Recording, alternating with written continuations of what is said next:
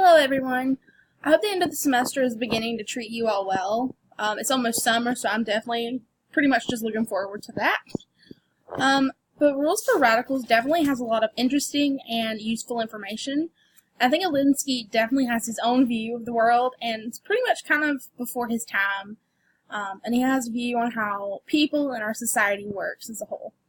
And I did a little bit of research on the book itself after I read, just to kind of see what other people thought about it. And I actually found out that people like Barack Obama actually used some of Alinsky's viewpoints, whether that's in his politics. I didn't dig too much into it, but I just thought that was really cool, how people that have power and that were in those positions use this book. I believe there's a lot we can learn from Alinsky. However, for me, I wouldn't necessarily believe or hold every single word or action that he suggests to be true. Some are useful, definitely, but some are a little too far-fetched for me personally. And for page and reference purposes, I actually used a PDF version while doing my PowerPoint. So if your pages are different from mine, that's probably why. I just wanted to throw out that little disclaimer. So since there's a lot of rules and beliefs and there's different topics within this book, I'm just going to pull out some of the rules and ideas that really stuck out to me while reading. First, I really like Alinsky's own philosophy somewhat. For myself, I try to always remain optimistic in the world and try to see the positive in everything and everyone. However, sometimes life happens and we can't always be positive. Stuff happens. And that's where my agreement kind of disperses with Alinsky. As I don't think that it's necessarily a reason not to carry on anymore, but that's just me. And one quote that stuck out to me in the second chapter is this one displayed on your screen. Alinsky talks a lot about corruption in his book, and the way he refers back to how children are learning and performing corrupt actions and behaviors at such young ages made me reflect back to our class text. In the class text, the author mentions how early on children are taught behaviors at young ages, including what race you are, that you have a race, and how certain groups and people are portrayed by their family and friends around them. And they kind of adopt those into themselves. And then in Alinsky's text, he's actually giving us another example of children being exposed at early ages and how that affects them. And I thought it was a really interesting quote and thing to mention.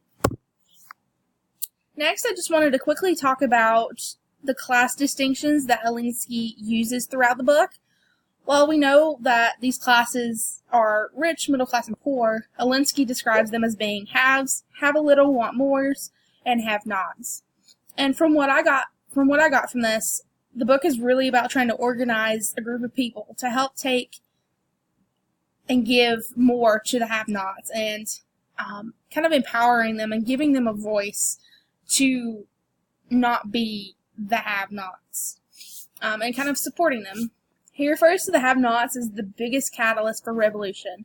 And I think his way of describing each group was beneficial to touch on, since the book is pretty much referring to these distinctions and kind of creating that social change to kind of separate or to kind of disperse those different distinctions. And I thought this cartoon was kind of a perfect reflection of what Alinsky was describing.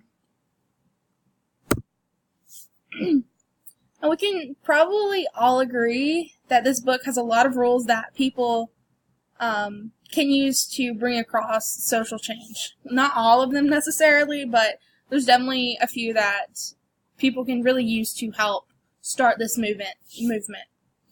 And while I'd wish to talk about all of the rules and mention them all, time just won't permit that. So instead, I'll reference a few that stood out to me. And first, I wanted to talk about Rule 5 and then Rule 10, when it refers to the ethics in the of, means, and end section. So for the fifth rule, Alinsky says that the more options you have, the more concerned with ethical choices you are. So if you have the means and ability to get things done ethically, of course you're going to take that route. But if you don't and you have limited options, you'll do whatever's necessary, even if that means you're actually being unethical. And that's sort of my takeaway from that rule. And then on the 10th rule for this section, it also kind of sounds like Rule 5 to me. They sound very similar. You have to work with what you have, and if not, you're going to make it look as good as possible. And I didn't put it on the slide, but the entire power tactic rules were very interesting to me. Just because it basically is a guide for someone who is trying to create this social change and move power around. We know there's checks and balances when they're in government, but that power is definitely there and not necessarily in an equal manner. I didn't include them on the slide, like I said, but it's something to think about and read over. And I think the first rule especially was very interesting, and that rule is, power is not what you have, but what the enemy thinks you have. And to kind of quickly wrap up with this final response video, I think the best thing I can do in order to act as an ally is by taking the time and effort to kind of realize the privileges I have and the ones I don't have. I know that being white is a huge privilege, just like being a Christian, being educated, and having a supportive family. While things like my age or being a female are not really considered privileges.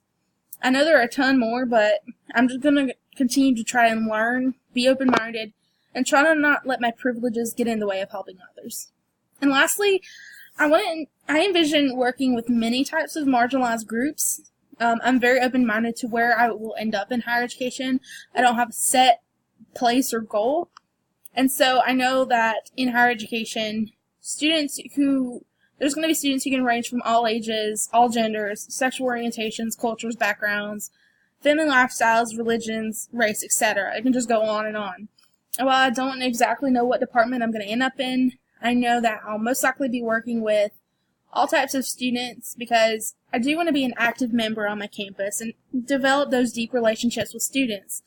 Because my main thing is that I want to help build them up to reach their goals, and regardless of any difference or characteristic we may have. I've enjoyed you all in class, and I can't wait to see what your videos have to say. Have a great night.